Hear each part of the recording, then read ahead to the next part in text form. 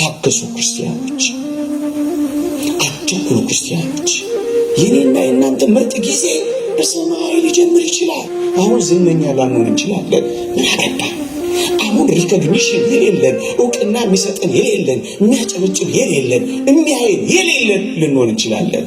በመጨረሻው ዓለም ግን ሁሉም አይን ወደኛ ይመጣል። የመታየት ቀን ይመጣል በሰማይ። የዝነኝነት ቀን ይመጣል በሰማይ። ከቅርብ ያላዩ ከሩቅ የሚያዩበት ጊዜ ይመጣል። ስምን ጠርተው ማያውቁት ስምን የሚጠሩበት የሚደጋግሙበት ቀን ይመጣል። የሚጠቅምበት ቀን ይመጣል በሰማይ። ተስፋችን በሰማይ። ዛሬ ተዋረደ ማንነት፣ ዛሬ ዝቅ ያለ ስብዕና፣ ዛሬ እዚህ ግባ የሚባል አኗኗር ልንኖር እንችላለን። ግን እግዚአብሔር እንዲያርፍብን ከፈቀድን እመኑኝ ተቀብረን አንቀርም፣ እንወጣለን። ጠፍተን አንቀርም፣ እንገኛለን። ተረስተን አንቀርም፣ እንታውሳለን። ተዋርደን አንቀርም፣ እንከብራለን። ሞተን አንቀርም፣ ሕይወት እናገኛለን። ወጥተን አንቀርም፣ እንገባለን። አንክሰን አንቀርም፣ ደግሞ ጸንተን እንቆማለን። አዝነን አንቀርም፣ ደግሞ እንደሰታለን። ነፍርቀን አንቀርም፣ ደግሞ እንስቃለን። እግዚአብሔር ያደረገው ይሄን ነው። በቤታችን ውስጥ ሐዘን ላይ በነበርን ጊዜ ሊያጽናኑ የሚመጡ አንዳንድ ወንድሞች እናቶች ቢጨንቃቸው ካርታ በመጫወት የድሮ ተረት በመተረት ምናምን ለማጽናናት ይሞክራሉ። ሰው በካርታ መጽናናት አይችልም። ሰው በሌላም ነገሮች መጽናናት አይችልም። የሚያጽናናን እግዚአብሔር መንፈስ ቅዱስ ነው። ብዙዎቻችን እያዘንን ነው። በቤተ ክርስቲያናችን ጉዳይ እያዘንን ነው። አዎ በሃይማኖታችን ምክንያት ዓይናችን በሚያየው ጆሮአችን በሚሰማው በወገኖቻችን ላይ ክርስቲያኖች ላይ በሚደርሰው ግፍ መከራ በምንሰማ ጊዜ እያዘንን ነው። አንገታችንን እየደፋን ነው።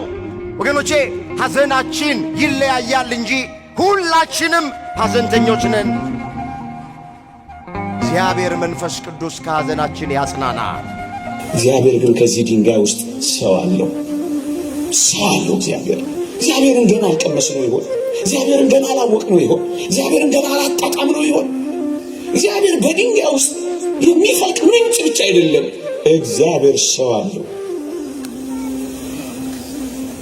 ባበቃ ነገር ውስጥ እግዚአብሔር ሕይወት አለው። እናንተ የተወደዳችሁ ክርስቲያኖች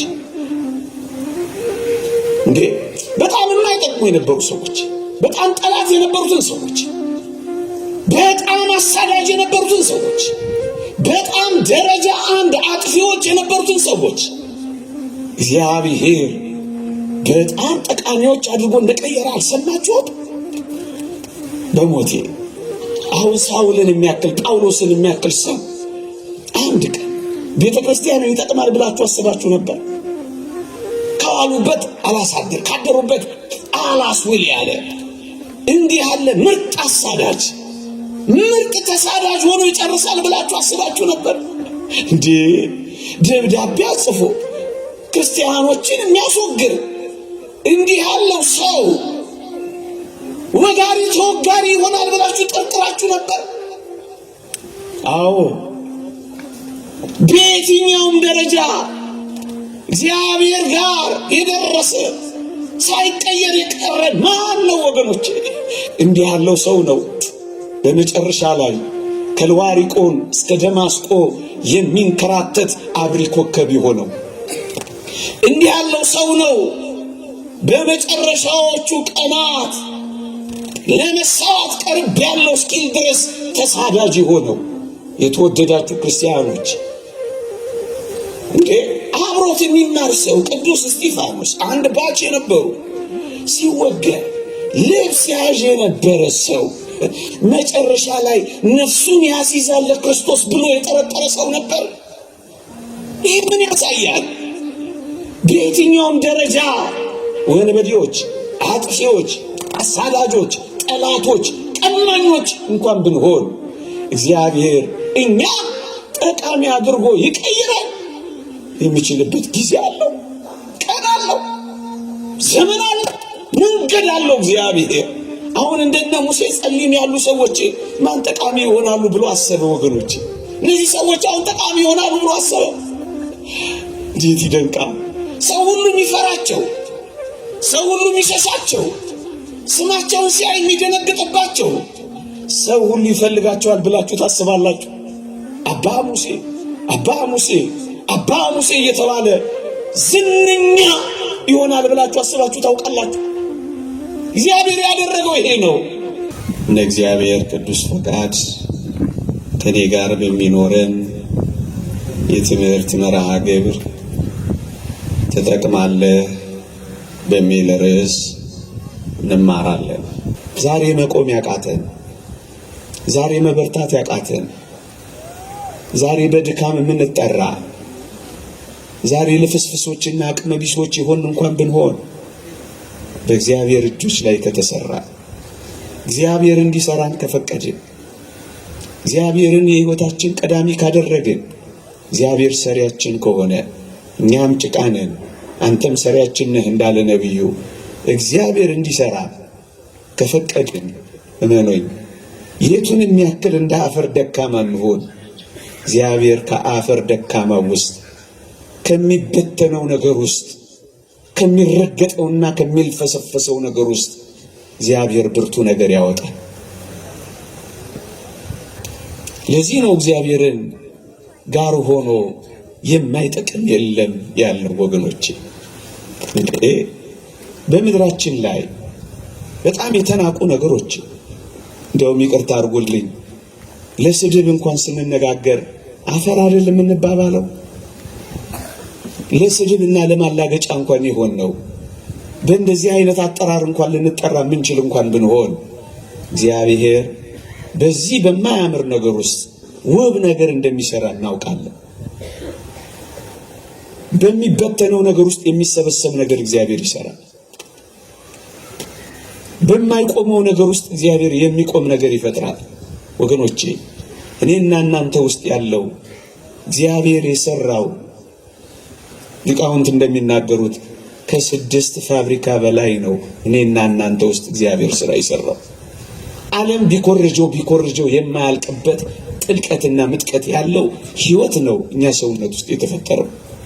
እግዚአብሔር ምንም ከሆነው ነገር ውስጥ ይህን ያህል ውስብስብ ነገር ከሰራ ታዲያ በእኔና በእናንተ ህይወት ውስጥ አፈር አይደለንም? ዛሬ የክርስቶስን ስጋና ደም ተዋህደናል እኮ ዛሬ። የተጣልን እኮ አይደለንም ዛሬ። የተነሳንና የነቃን እኮ ነን ዛሬ። ታዲያ እንደዛ በነበርንበት ህይወት ውስጥ ካለመኖርና ምንም ከነበርንበት ህይወት ውስጥ እንደዚህ ምን ጠቅም ካደረገን እዚህ ከደረስን በኋላ የማን ጠቅም እንሆናለን ብላችሁ ታስባላችሁ? ወገኖቼ ለምን እንደዚህ ደካማን ሆነ? ለምን እንደ አፈር የተናቀንና የተጠላን ለምን አንሆንም? ለምን አስታዋሽ የሚያጣን ሁሉ የሚረግጠን ሁሉ የሚበትነን ለምን አንሆንም? እግዚአብሔር እጆች ውስጥ ካረፍን እመኑኝ የማይጠቅም ፍጥረት የለም። እንደው ከትንሹ ነገር እኮ ልነሳ ብዬ ነው ወገኖቼ። ሌላ ከፍ ያለውን ነገር እስኪ ያስቡት። እግዚአብሔር ትሞታላችሁ ያለን ሞት እንኳን ሳይቀር እግዚአብሔር ለጥቅም ያደርገዋል ብላችሁ ታስባላችሁ? ደግሞ አለው ሞትን ትሞታለህ ብሎ የፈረደበት ያ ሞት ለሰው ልጆች ጥቅም ይሆናል ብላችሁ አስባችሁ ታውቁ ነበር? ወገኖቼ እግዚአብሔር ፍቅር፣ እግዚአብሔር መሐሪ፣ እግዚአብሔር ሰውን ወዳጅ ስለሆነ ትሞታላችሁ ያለንን ሞት እንኳን ሳይቀር ለጥቅማችን አድርጎ የቀየረው አምላክ ነው። አብዛኛው ሰው እንደሚያውቀው ሞትን መሪር ብሎ ነው የሚተረጉመው። ግን ይሄንን ሞት ነው እግዚአብሔር ለጥቅማችን እንኳን አድርጎ የቀየረው ወገኖቼ። እግዚአብሔር ተናግሮት እግዚአብሔር ብሎት የማይጠቅም እንደው ክፉ ነገር እንኳን ቢሆን እግዚአብሔር ሰውን አፍቃሪ እግዚአብሔርን ሰውን ወዳጅ ስለሆነ በጣም መራራ ነገሮችን እንኳን ሳይቀር ጣፋጭ አድርጎ ቀየረ ነው እናውቃለን። እሱም ሞትን እንኳን ሳይቀር። የተወደዳችሁ ክርስቲያኖች አንዲ የሸክላ ሰሪ ገሏ ቢሰነጠቅ ጊዜ ወይም ገላዋ ቢሸረፍባት አብኩታ አፍርሳ አብኩታ ለውሳ የምትሰራው ምርጥ ዕቃ አድርጋ ነው ወገኖቼ። ይህንን በእኔና በእናንተ ላይ የተፈረደውን ሞት እንኳን ሳይቀር እኔና እናንተን ምርጥ ዕቃ አድርጎ ይሰራበት ዘንድ መንገድ ያደርገዋል ብላችሁ አስባችሁ ታውቁ ነበር? ለዚህ ነው የእግዚአብሔር ቃል በውርደት እንዘራለን፣ በክብር እንነሳለን። በመበስበስ እንዘራለን፣ ባለመበስበስ እንነሳለን። በድካም እንዘራለን፣ በኃይል እንነሳለን አለ። የክብር ዕቃ አድርጎ ይቀይረናል አለ። ወገኖቼ በመፍረስ በኩል አለመፍረስ አይገርማችሁም? በመበስበስ ውስጥ አለመበስበስ አድርጎ ሲሰራው አይደንቃችሁም? ደካማ ሆነን በአፈር ውስጥ በመጣል ውስጥ ብርቱ ነገር ጠቃሚ ነገር ማውጣት አይደንቃችሁም? በሞት በኩል እግዚአብሔር የሰራው ይህንን ነው። ለዚህ ነው ንዑድ ክቡር የሚሆን ሐዋርያ ጳውሎስ ካልሞትክ እኮ ሕያው አትሆንም ያለው እኮ ለዚህ ነው። መሞታችንን እንኳን ሳይቀር ለሕይወታችን ምንጭ አደረገው። በመቃብር ማህፀን ውስጥ እግዚአብሔር የሕይወት መጀመሪያ ያደረገው። ስንሞት ሕይወትን እንድንጀምር ጸጋ አድርጎ ቀየረው። ቅዱስ ባስልዮስ ዘቂሳርያ እንደተናገረው እግዚአብሔር ኃጢአትን ለማገድ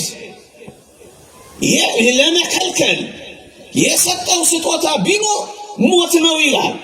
ወገኖቼ ሞት ባይኖር ኖሮ ምንኛ ወንጀል ይስፋፋል፣ ምንኛ ስግብግብነት ይበዛል፣ ምንኛ መተላለቅ ይነግሳል። እመኑኝ ሞትን እንኳን ሳይቀር እግዚአብሔር ለጥቅማችን አድርጎት እኮ ነበረ። ታዲያ ይህንን እንደና አጋግ ያሉት ሰዎች ሞት እንዴት መሪር ነው ያሉትን ክርስቶስን ለማያ ከእሱ ጋር ለመኖሪያ መንገድ አድርጎ ይጠቅመን ነበር ብላችሁ ታስባላችሁ? ለዚህ እኮ ነው በጣም አስደንጋጭ ፍርድ የሆነው ሞት እንኳን ሳይቀር የሚሻል መንገድ ተብሎ ለመጠራት የበቃው። ምክንያቱም ክርስቶስን ማያ መንገዳችን ሆነ።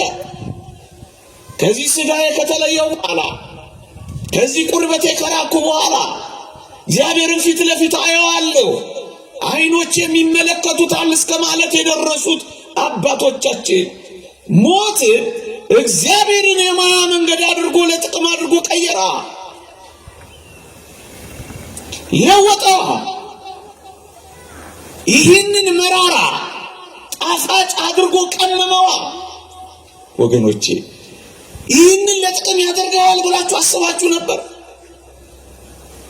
የመክበሪያ መንገዳችን ከእሱ ጋር የመኖሪያ ጎዳናችን ወደ ሰማይ ርስት መመለሳችን እውነተኛውን ሕይወት መጀመሪያችን አድርጎ ቀየረዋ እግዚአብሔር። ለዚህ ነው ቅዱስ ጳውሎስ ለእኔ ሕይወት ክርስቶስ ሞትም ጥቅም ነውና ያለው። ጥቅም አደረገው። ይህን አስባችሁ ታውቃላችሁ? ማን ሊያስበው ይችል? በመፍረስ ውስጥ በመበስበስ ውስጥ በመጣል ውስጥ እግዚአብሔር ሕይወት ይሰራል ብላችሁ ታስባላችሁ? ለእኛ የሚታየ የስንዴ ዘለላዋ ፈርሳ በስብሳ የምትጠፋ ነበር የሚመስልን። መፍረሷ መበስበሷ እስከ አለመኖር ድረስ አፈር ውስጥ መላወሷ፣ ብርሃን በሌለበት ጨለማ፣ ሕይወት ያለ በማይመስልበት ድቅድቅ እግዚአብሔር ግን ፍሬን ያፈራ ነበረ። ይሄ ምን ያሳየናል?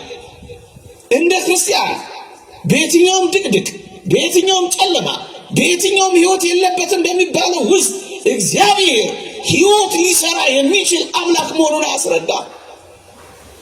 ይህንን ተውት። የአንደኛው መቶ ክፍለ ዘመን ሐዋርያ የሚባል አንድ ታላቅ መምህር እንደነበር እናውቃለን። ጋሽ ግርማ ይባላል።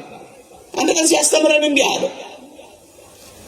እንኳን እንኳንስ አዳም በደለ አለ ሰው እንኳን በደለ እንኳንስ አዳም በደለ አለና አዳም ባይበድል ኖሮ የእግዚአብሔርን ፍቅር እንዴት ቀምሰው ነበር?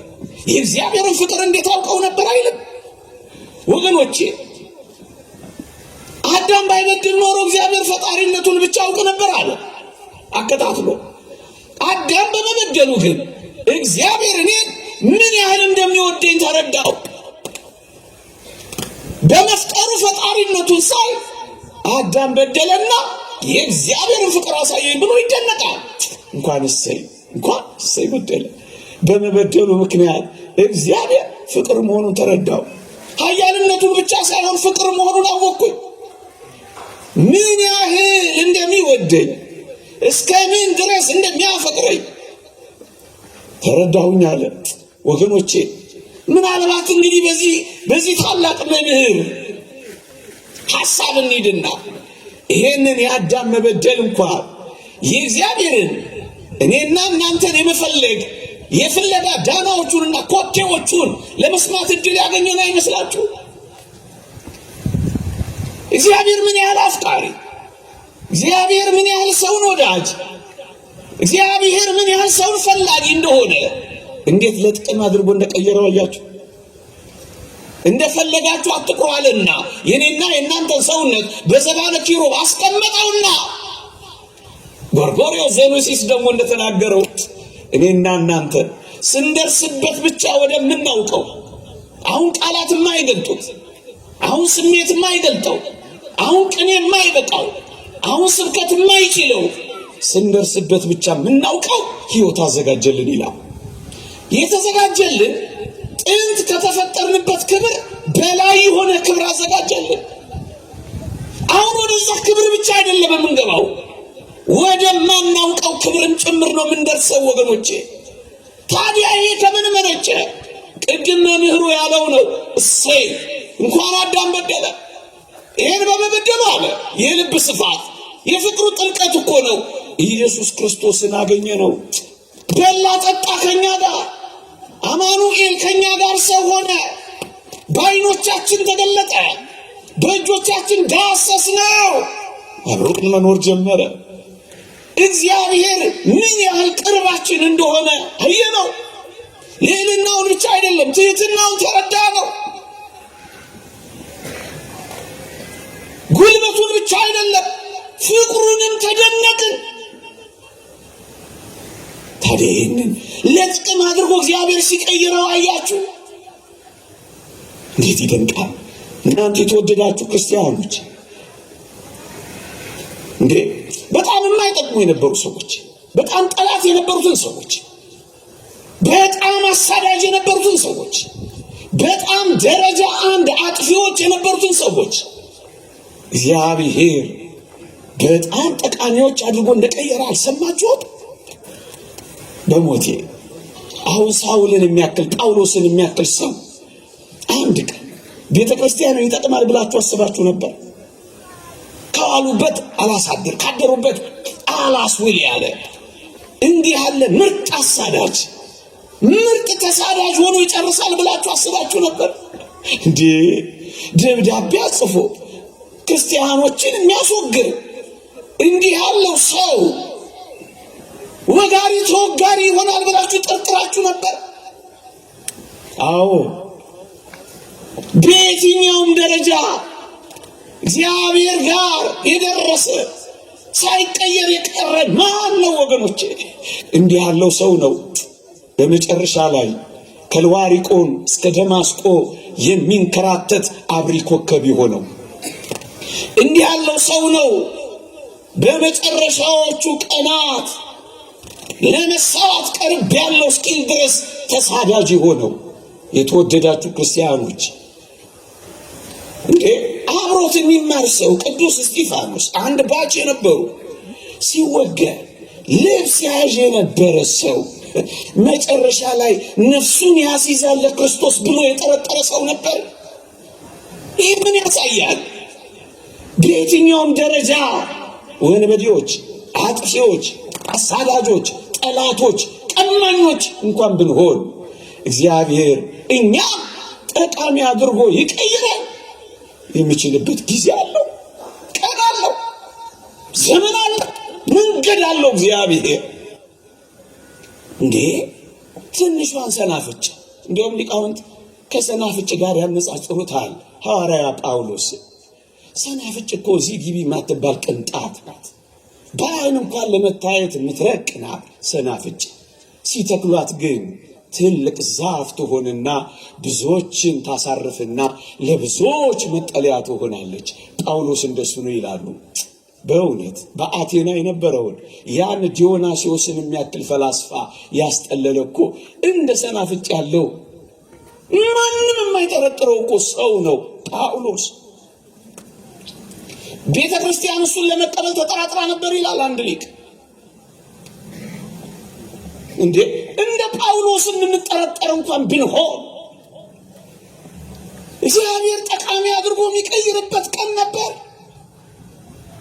ለጥቅም አድርጎ የሚቀይርባቸው እንደ በርናባስ ያሉ ሰዎች እግዚአብሔር ነበሩት።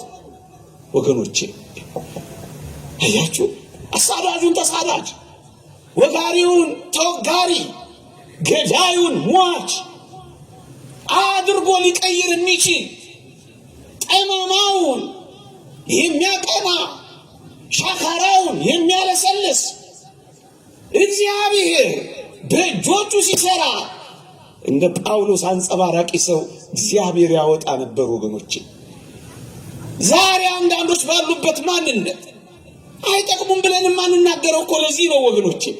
ኋለኞች ፊተኞች የሚሆኑት እግዚአብሔር ጠቃሚ አድርጓቸው።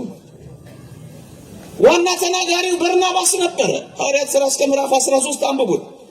በርናባስና ሳውል ሲል ታገኙታላችሁ። ሲጨርስ ግን የሐዋርያት ሥራ ከ13 በኋላ ግን ተመልከቱት፣ ሳውልና በርናባስ በሚል ተቀየረ። ሳውል የሚጠቅም ሰው ሆና እንቅልፍ እያጣ በረሃብ እየተወለደ በጾም እየተቃጠለ እንደ ጥራጊ ጉድፍ እየተጣለ እንደ አበደ ውሻ እየተወገረ ምን አይነት ታላቅ ቀዳሚ ሰው ሆነ መሰላችሁ? ይሄ የሆነው እግዚአብሔር ጠቃሚ አድርጎ መቀየር ስለሚችል ነው ወገኖቼ። ይሄው ጠቃሚ አድርጎ ቀየረው። ዛሬ በየትኛውም ደረጃ እንዴ አሁን እንደነ ሙሴ ጸሊም ያሉ ሰዎች ማን ጠቃሚ ይሆናሉ ብሎ አሰበ ወገኖቼ? እነዚህ ሰዎች አሁን ጠቃሚ ይሆናሉ ብሎ አሰበ። እንዴት ይደንቃል! ሰው ሁሉ የሚፈራቸው፣ ሰው ሁሉ የሚሸሻቸው፣ ስማቸውን ሲያይ የሚደነግጥባቸው ሰው ሁሉ ይፈልጋቸዋል ብላችሁ ታስባላችሁ? አባ ሙሴ አባ ሙሴ አባ ሙሴ እየተባለ ዝነኛ ይሆናል ብላችሁ አስባችሁ ታውቃላችሁ? እግዚአብሔር ያደረገው ይሄ ነው። የሁላችሁ እስካሁን ዝነኞች ናቸው። የሁላችሁ እስካሁን ጠቃሚዎች ናቸው። ሞተው ይጠቅማሉ። ዘመን አሽራቸው። እግዚአብሔር ጠቃሚ ሲያደርግ አሻግሮ ነው። የትኛው ወንበዴ ነው ታዲያ ዛሬ በእግዚአብሔር ተስፋ የሚቆርጠው? የማልጠቅም ሰው ነኝ እንደጀመረ ይጨርሰኝ ብሎ ራሱን ሶስ ውስጥ የሚከተው የትኛው ሰው ነው ታዲያ እኔ ልመለስ ማልችል ምርጥ ወንበዴ ነኝ የሚለው? የተወደዳችሁ ክርስቲያኖች እንደ አባ ሙሴ የተሸሻችሁ ብትሆኑ፣ እንደ ጳውሎስ ሰው ሁሉ የጠረጠራችሁ ብትሆኑ ነኝ አንድ ቀን የምትፈለጉበት፣ አንድ ቀን ለምስክርነት የምትበቁበት ቀን ያመጣ እንደሆነ ምን ታውቃላችሁ? እንደ ጀመረ ይጨርሰኝ፣ እኔ የማልነሳ ቅስሜ የተሰበረ ነው እንድንል ድል የማይሰጥ እግዚአብሔር እንዲህ ያሉትን የማይጠቅሙ ሰዎች ጠቃሚ አድርጎ ሲቀየር ማነው የማይጠቅም? የማያውቁ የነበሩትን ሰዎች አዋቂ ያደረጋቸው እግዚአብሔር። ኮልታፎቹን ሐዋርያት ተናጋሪዎች ያደረጋቸው እግዚአብሔር። ንግግር አዋቂዎቹን ሶፊስቶችን አፋዘጓቸው። እነዚህ ንግግር የማያውቁ ሰዎች ግማሾቹ ቀራጮች ናቸው፣ ግማሾቹ አሳ አጥማጆች ናቸው። አሁን እነዚህ ሰዎች ዓለምን ይቀይራሉ ብላችሁ ታስባላችሁ? አደረገው። እግዚአብሔር በአንዳንዶቹ እውቀት ላይ ተጨምሮ እውቀትም ይሁን እንዳይመስላችሁ። እግዚአብሔር በባዶ ነገር ውስጥ የሚሞላ፣ እግዚአብሔር ባላዋቂዎች ውስጥ እውቀት የሚገልጥ፣ እግዚአብሔር በመናኛዎች ውስጥ የሚያበረክት እግዚአብሔር የሉም በሚባሉ ሰዎች ውስጥ የሚያኖር አምላካችን እንደሆነ አውቀናል። እንጠቅማለን። እሱን ነው የሚያሳየን ወገኖቼ። እንዴ መስቀሉንስ እስኪ ያስቡ። ከ300 ዘመን በኋላ የክርስቶስ መስቀል ሳይፈርስ ሳይበሰብስ ሳይጠፋ ከ300 ዘመን በኋላ ይጠቅማል ብላችሁ ታስቡ ነበር ወገኖቼ? እግዚአብሔር ዘመን አስቀረው። የእግዚአብሔርን ሥራ ዘመን አስረጀው። እግዚአብሔር አሰራሩን ዘመን አሸንፈው። ለምን 300 ዘመን አይሆንም እንዴ? እግዚአብሔር ካረፈበት፣ እግዚአብሔር ከነካው ማን ፈራሽ? ማን ወዳቂ ነው? ማን ተጣይ ነው? እንዴ የክርስቶስ ሰውነት ያረፈበት ሥጋውና ደሙን የተቀበልክ አንተ ይህን ያህል ተስፋ መቁረጥ አለብን? ደሙን የጠጣ ሥጋውን የበላ በልጅነት የተጠመቅ የሆነ ነገር ቀበረኝ አልነሳም እንዴት ትላለህ? ለምን ጥቂት ጉድፍ ብቻ አይደለም። አንተ እኮ ምናልባት ጥቂት ጉድፍ ነው የሚኖርብህ፣ በጣም ጥቂት። ይሄ ግን ለዘላለም ቀብሮኝ ይኖራል እንዳትል። ያ ሁሉ የኢየሩሳሌም ጉድፍና ቆሻሻ፣ ያ ሁሉ የኢየሩሳሌም ያ ሁሉ መጣያ የሆነው መስቀሉን ለምን አታዩ? ከ300 ዘመን በኋላ ሲወጣ አዲስ ይሆናል። እግዚአብሔር እንዴት እንደሚሰነግል፣ እግዚአብሔር እንዴት እንደሚያስወር፣ እግዚአብሔር እንዴት ሥራ እንደሚሠራ ያየነው አንዱ እኮ በመስቀሉ ነው። የተረሳውን እግዚአብሔር አስታወሰው፣ የተጣለውን እግዚአብሔር አነሳው፣ የተቀበረውን እግዚአብሔር አወጣው። ታዲያ ይህ ተስፋ አይደለም? እንዴት እኛንማ ሥጋውን የበላን ደሙን የጠጣ በልጅነት የከበር አብረነው ጥቂት ለመኖር ምን ሞክር እኛንማ ተቀብረን እንዴት ይተወናል? ዘመንስ እንዴት ተስፋ አስቆርጠናል ወገኖቼ። እንዴ በዓለም ሁሉ የተዋረደው የሆነውን ይሄን መስቀል ዓለም ሁሉ እንዲያከብረው የሚያደርግበት ቀን ይመጣ። ይሄው አከበረው ዓለም፣ ይሄው አደነቀው ዓለም። እነሱ የሚያውቁት በውርደት ነበር፣ ዓለም ግን በክብር አሁን አወቀው። ዛሬ ተዋረደ ማንነት፣ ዛሬ ዝቅ ያለ ስብዕና፣ ዛሬ እዚህ ግባ የሚባል አኗኗር ልንኖር እንችላለን። ግን እግዚአብሔር እንዲያርፍብን ከፈቀድን እመኑኝ ተቀብረን አንቀርም፣ እንወጣለን። ጠፍተን አንቀርም፣ እንገኛለን። ተረስተን አንቀርም፣ እንታውሳለን። ተዋርደን አንቀርም፣ እንከብራለን። ሞተን አንቀርም፣ ሕይወት እናገኛለን። ወጥተን አንቀርም፣ እንገባለን። አንክሰን አንቀርም፣ ደግሞ ጸንተን እንቆማለን። አዝነን አንቀርም፣ ደግሞ እንደሰታለን። ነፍርቀን አንቀርም፣ ደግሞ እንስቃለን። እግዚአብሔር ያደረገው ይሄንን ነው። ዘመን ረዘመ እንኳን ብንል ለ300 ዘመናት አሁን ከዚህ በላይ ሊረዝም ይችል ይሆን ወገኖቼ? እውነት እንደው እስኪ ተመልከቱት። አሁን ሙት ከሆነው ከሳራ ማህፀን ይስሐቅን የመሰለ ጣፋጭ ይገኛል ብላችሁ ታስባላችሁ? ማህፀኗ እኮ ሞቷል። ለዚህ እኮ ነው በወንጌል ከነዚህ ድንጋዮች ልጆች ላስነሳ ይችላል ተብሎ የተጻፈው እኮ ለዚህ ነው። ድንጋይ የሚለውን ሲተረጉሙ ሊቃውንት የሐናን ማህፀን ያመጣሉ። በቃ አብቅቷል፣ ድንጋይ ሆኗል። እግዚአብሔር ግን ከዚህ ድንጋይ ውስጥ ሰው አለው። እግዚአብሔርን ገና አልቀመስ ነው ይሆን? እግዚአብሔርን ገና አላወቅ ነው ይሆን? እግዚአብሔርን ገና አላጣጣም ነው ይሆን? እግዚአብሔር በድንጋይ ውስጥ የሚፈልቅ ምንጭ ብቻ አይደለም፣ እግዚአብሔር ሰው አለው። ባበቃ ነገር ውስጥ እግዚአብሔር ሕይወት አለው። እንደሱ ነው ያየን። እግዚአብሔር በሞተ ነገር ውስጥ ድምፅ አለው። እንደሱ እኮ ነው ያደረገው። እግዚአብሔር በማህፀን ውስጥ ያለውንም በምድር ያለውንም በሰማይ ያለውንም እግዚአብሔር ጠቃሚ ያደርገዋል። የማይጠቅም ምንም ነገር እግዚአብሔር እዚህ ምድር እንኳን ተውት፣ እኔና እናንተ እዚህ ምድር ውስጥ ፈጥሮት የማይጠቅም ነገር አለ? ምንድን ነው የማይጠቅም? እንኳን እኔና እናንተ ጥቃቅን ፍጥረቶች እንኳን ሳይቀር ለጥቅማችን የተፈጠሩም አልነበር? ማን ነው አልጠቅምም ብሎ ደፍሮ ሊናገር የሚችል? ዘመን የረዘመበት ማን ነው? ቀን ያለፈብኝ የሚል ማን ነው? ቀን ስላለፈብኝ አልጠቅምም ካለ እሱ በዓለማችን ያለ መድኃኒት ብቻ ነው ኤክስፓየርድ ያደረገው። ይህ እግዚአብሔር ኤክስፓየርድ ሲያደርግ ምን አይታችሁ ነው በቃ በቃልኝ የምንለው? ለዚህ ነው እግዚአብሔር ጋር ያለ ሁል ጊዜ ጣፋጭ። እንዴ እግዚአብሔር ከመራራ ውስጥ የጣፈጠ ነገር ካወጣ ምን እግዚአብሔር ጋር ሆኖ ማንም አይጣፍጣል? ማንም አይጣፍጣል? ማን ያደረ እንደ ወይ የማይወደዳል እግዚአብሔር ጋር ነው። ለጥቅም አድርጎ ይቀይረዋል። የቱንም ለጥቅም አድርጎ ይቀይረዋል። የተወደዳችሁ ክርስቲያኖች እንደ ዮሴፍ ተረስተንም እስር ቤትም ይሁን እንደ መስቀሉ ተቀብረንም ይሁን እንደ ጳውሎስ ተጠርጥረንም ይሁን አንድ ቀን ግን እግዚአብሔር ሲጎበኝ መጥቀማችን ግን አይቀሬ። የትም ይሁን መጥቀማችን ግን አይቀሬ ነው። የተወደዳችሁ ክርስቲያኖች በረሃ ለበረሃ ሲሰደድና ሲንከራተት የነበረው ያ ዳዊት አንድ ቀን ይጠቅማል ተብሎ ይታሰብ ነበር። አቤሴሎምን ሳኦልን ያሳደደው በምድረ በዳ የተንከራተተው አንድ ቀን ወደ ዙፋኑ ይመለሳል ብሎ የሚያስብ ነበር።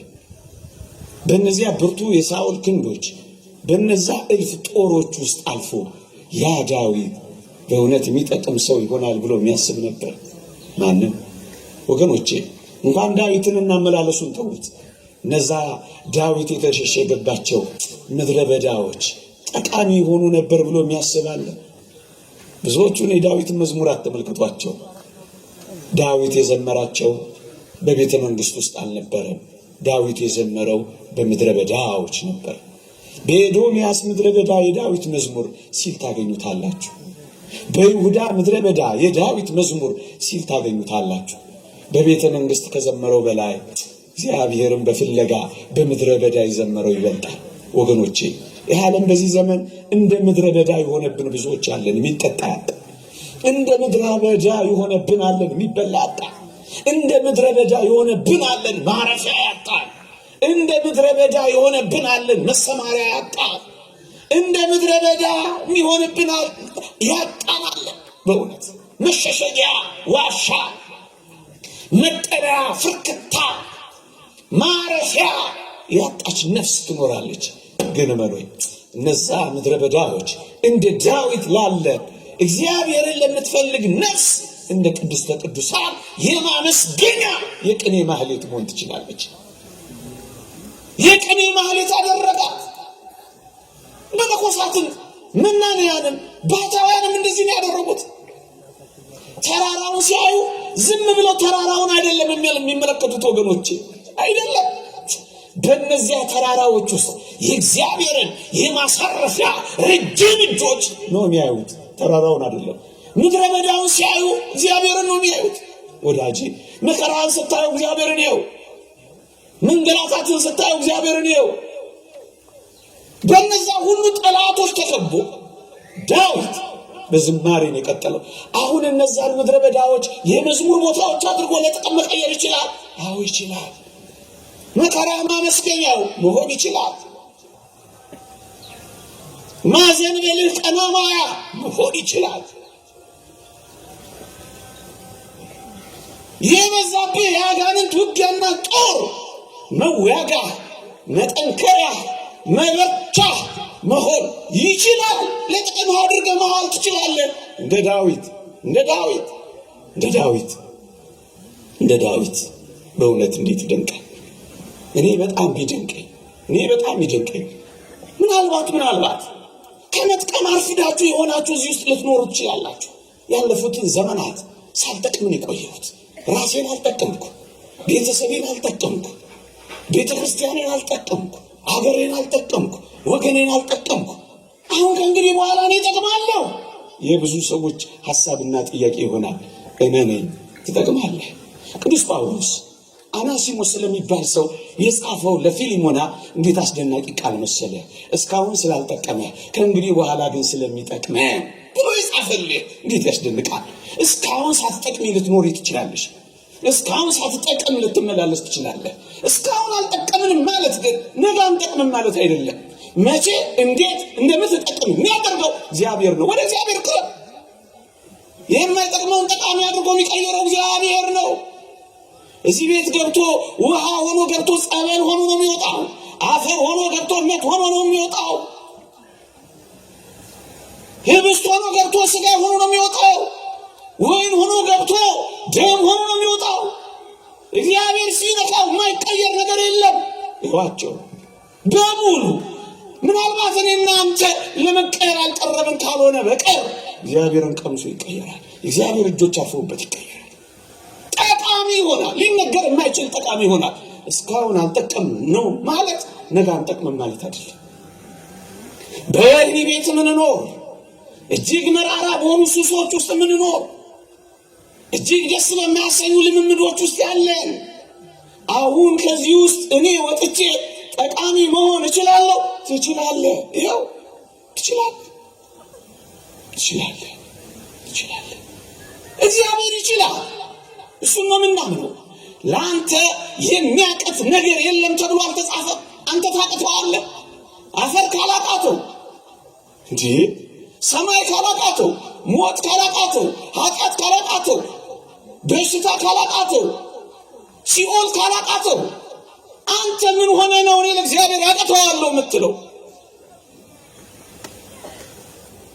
እንዴ እግዚአብሔር የሲኦል መክፈቻ ቁልፎች ካለው ያንተን ልብ ለመክፈት እግዚአብሔር ያቀተዋል። በተዘጋ ግድግዳ የገባ አንተ ትንሽ ባዘነበልከው ሰው ልብ ውስጥ ክርስቶስ አይገባም። ትውት ስለሆነ ስለሚለማመጥህ እንጂ ሰብሮ ሊገባ ይችል ነበር። እሱ ፍቅር ነው፣ በማስገደድ አይደለም፣ በጉልበት አይደለም፣ በፍቅር ነው። ለማንም አይጠቅማል። እስካሁን አልጠቀምን ይሆናል፣ እመኑኝ፣ ነገ ግን እንጠቅማል። ይልቅ ለመጥቀም እንዘጋጅ። በአንድ ጊዜ ላንጠቅም እንችላለን። እንደ አናሲሞስ ቀስ እያልን ግን እንጠቅማለን። ቀስ እያልን እንጣፍጣለን። በአንድ ጊዜ ማካልክ ትዕቢት ነው። ለምን ትዕቢተኛ ትሆናለህ? በአንድ ጊዜ የመቃይተሃል፣ በአንድ ጊዜ መጠቃይተሃል፣ በአንድ ጊዜ ጸደቃይተሃል።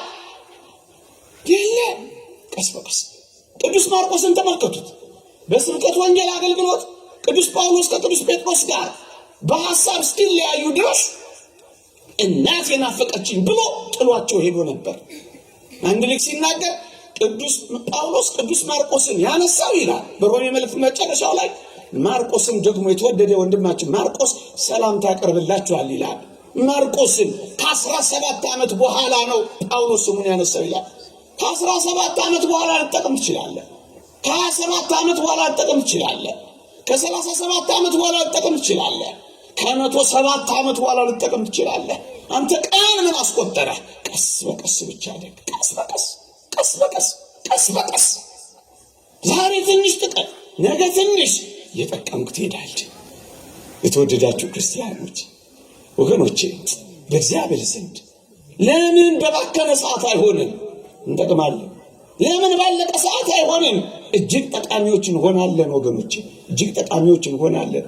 በባከነ ሰዓት እንዲሁ ማን ምሳሌ ያለን ካላችሁ እንደ ቅድስት እሌኒ ያለ በባከነ ሰዓት የጠቀመ ሰው ያለ ይመስላችኋል? እቺን ቅድስት እናት ታውቋታላችሁ። ሕይወቷ የሚጀምረው በመገፋት ነው። ጨዋ ናት፣ ስንዱ ናት፣ ታማኝ ናት ለቤተሰቦቿ። ግን ያውም በቤተሰቡ ራስ በባሏ የተከዳች ናት። በባሏ ስራሽ ያውጣሽ ተብላ የተወረወረች ናት። በባሏ አጥቅሚም ተብላ ባህር ውስጥ ምን አለ ምድር ላይ እንኳን ቢያረጋት ትንሽ የመኖር እድል ቢሰጣት ባህር ውስጥ የተዘፈቀች ናት። ይህችን ሴት ከባህር ወጥታ ቆስጠንጢኖስን የመሰለ ልጅ ወልዳ መስቀሉን አውጥታ ትጨርሳለች፣ ትጠቅማለች ብሎ ያሰበ ሰው አለ? ይህች ሴት በ80 ዓመቷ ነው ያረፈችው። መስቀሉን ያገኘችው በ79 ዓመቷ ነው። አበቃ። በባከነም ሰዓት ልጠቅም ከቻልክ አሁን ታግሰህ ሞት። እንዲህ ካልሆነ እወጣለሁ፣ ማን ይጎዳል? እንዲህ ካልሆነ ማን ያቆማለሁ? አንተ ትቆማለህ። እግዚአብሔርና እግዚአብሔር ስራ ይቀጥላል። ብናምነው ታመናል፣ ባናምነው የታመነ ሆኖ ይቀጥላል።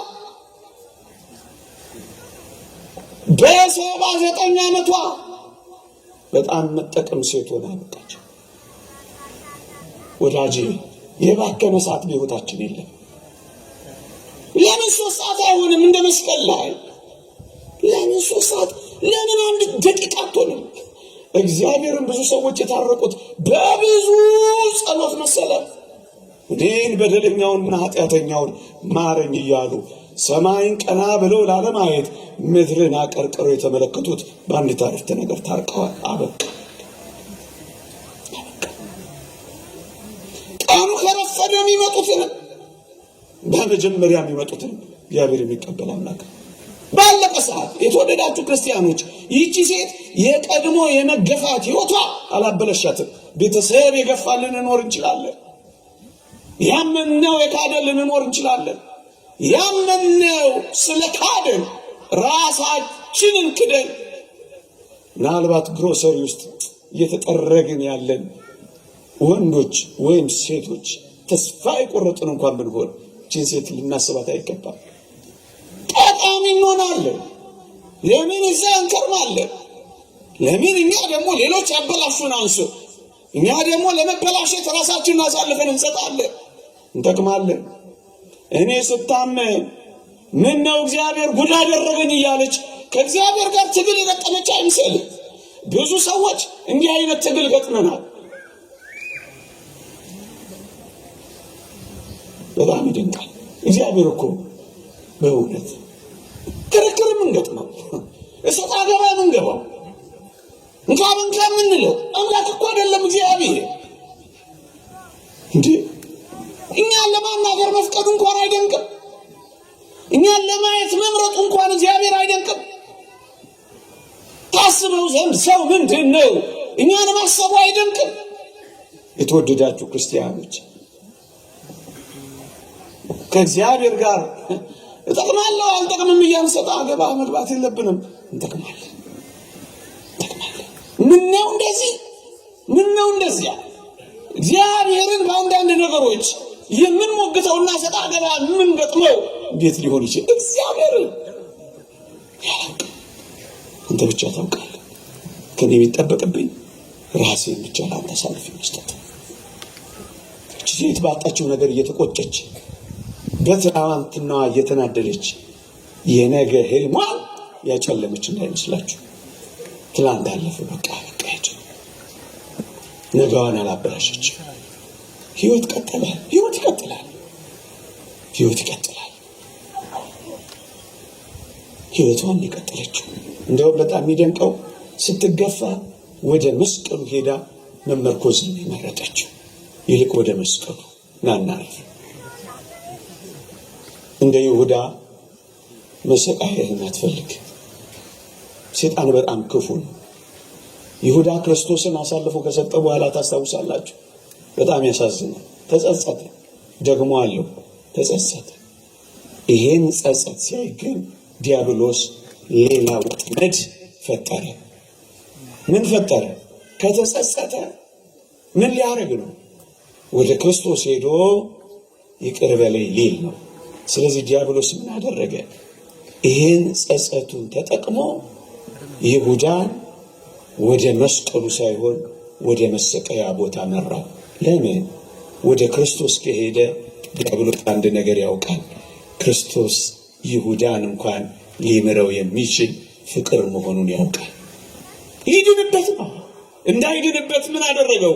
ወደ መስቀሉ ከመሄድ ይልቅ ወደሚሰቀልበት እንጨት መራው። ይሁዳ በዚህ ተደመደመ። በእርግጠኝነት ቅዱስ ዮሐንስ አፈወርቅ እንደተናገረው ክርስቶስ ይሁዳን እንኳን ሳይቀር እጆቹን ዘርግቶ ይቀበለው ነበር ይላል። አንተ ይሁዳን የሚቀበል አምላክ እንኳን እያለ አንተ ከዚህ አምላክ በብዙ ርቀት ትወጣለህ፣ በብዙ ርቀት ተሸሸዋለህ፣ በብዙ ርቀት አይቀበለኝም፣ እንድጠቅም አያደርገኝም ብለህ ከሱ ደግሞ ጀርባህን ሰጥተህ ትኮበልላለህ። በቃ አስጨከኑ። ወደ መስቀሉ ሳይሆን ወደ መሰቀያው ወሰደው። አበቃ። ተከመረበት፣ አድብቶ ያዘው። ሰይጣን እንደዚህ ነው የሚያደርገው ወገኖች።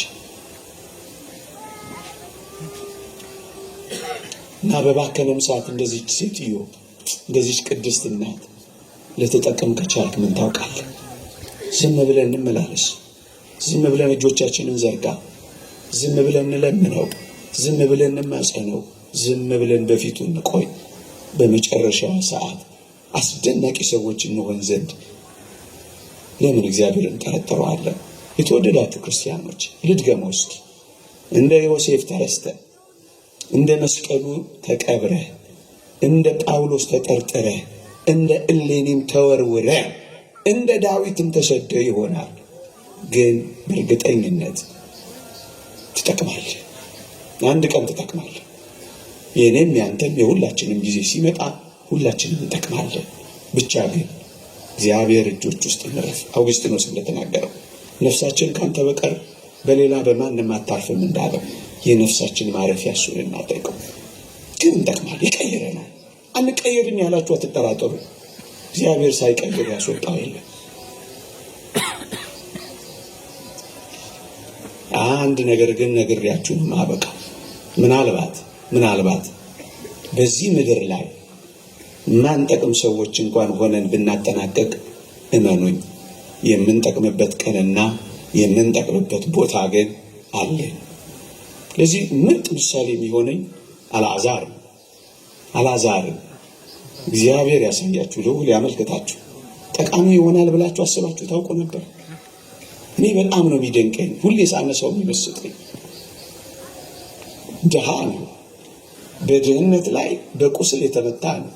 በቁስል መመታት ላይ አስታማሚ ያጣ ነው። አስታማሚ በማጣት ላይ ውሾች ቁስሉን እየላሱት እስኪንከባከቡት የደረሰ ነው። ውሾችን የሚያባብርበት አቅም እስኪያጣው ድረስ እንኳንም በውሾች ደስ የሚሰኝ ነው።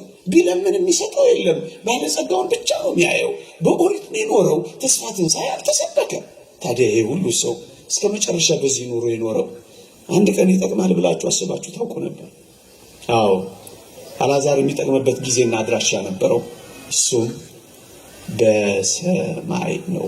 ደግሞ አለ የተወደዳችሁ ክርስቲያኖች፣ ክርስቲያን የሆነው በዚህ ዓለም ደልቶን፣ በዚህ ዓለም ተመችቶን፣ በዚህ ዓለም ፈንጥዘን፣ በዚህ ዓለም ተዝናንተን ለመኖር አይደለም። እንዳታስቡት ከሆነ ሰየው ግን አይደለም። ለዚህ ነው ቅዱስ ጳውሎስ በዚህች ሕይወት ብቻ ክርስቶስን ተስፋ ካደረግን ምንኛ ምስኪኖች ነን ያለው። ለዚህ ነው በዚህች ሕይወት ብቻ እንዴት ክርስቶስን ተስፋ የምናደርገው? ያንዳንዶች ሊሆን ይችላል፣ የኔና ያንተ ደግሞ ላይሆን ይችላል። እንደ አልዓዛር በምድር ላይ የማንጠቅም ሆነን ብናጠናቀቅም እንደ ቅድስት እሌኒ በባከነ ሰዓት የምንጠቅም እንኳን ባንሆንም ግን በሰማይ መጥቀማችን ይጀምራል።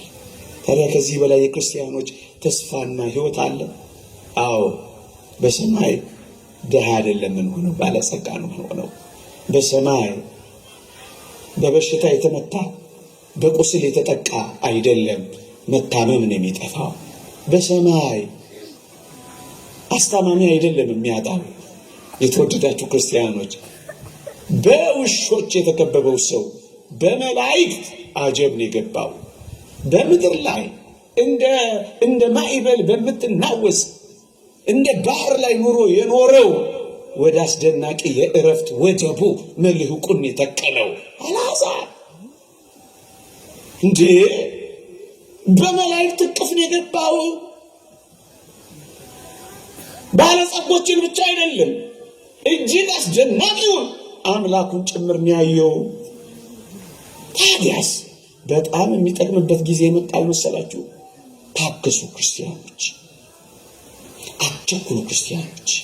የኔና የእናንተ ምርጥ ጊዜ በሰማይ ሊጀምር ይችላል። አልዓዛር በዛ በሰማይ አሁን ቪአይፒ ወይም ቪቪአይፒን በለው እንደሱ መኖር ነው የጀመረው። ተፈላጊ ሰው፣ ምርጥ ሰው፣ ዝነኛ ሰው ሊሆነው። አሁን ዝነኛ ላንሆን እንችላለን። ምን አገባ? አሁን ሪኮግኒሽን የሌለን፣ እውቅና የሚሰጠን የሌለን፣ የሚያጨበጭብ የሌለን፣ የሚያየን የሌለን ልንሆን እንችላለን።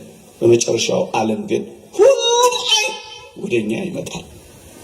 አንድ ቀን ያላየው ባለጸጋው ነው እንኳን ከሩቅ አየው ይላል አብርሃምን።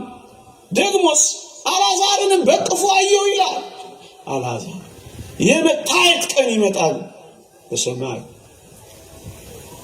የዝነኝነት ቀን ይመጣል በሰማይ። ታዲያ አልዓዛር ጊዜ አልጀመረም ብላችሁ ታስባላችሁ? አልዓዛር በጣም ጠቃሚ መሆኑን የምትረዱት አልዓዛርን ስደድልኝ ማለት ተጀመረ። ተፈላጊ ትሆናል፣ በባትሪ የምትፈልግ ትሆናል። ያ ቁስል ያከከበት እጅ እንኳን ሳይቀር የጣቱን ጫፍ አስነክቶ ምላሴን ያበርድልኝ ዘንድ እባክህን ላክልኝ ባለጸጋ የሚፈልግ ድሃ ልትሆን ትችላለህ። ብዙ ያለው ሰው ምንም የሌለህን የሚፈልግ አንተ ውስጥ ብዙ ሀብት አለ፣ አንተ ከፍ ብለሃል። ታዲያ ይሄ አልዓዛር ጊዜ አይደል? ከቅርብ ያላዩ ከሩቅ የሚያዩበት ጊዜ ይመጣል። ስምን ጠርተው ማያውቁት ስምን የሚጠሩበት የሚደጋግሙበት ቀን ይመጣል። እንጠቅምበት ቀን ይመጣል በሰማይ። ተስፋችን በሰማይ እንጠቅማለን። ይቆየ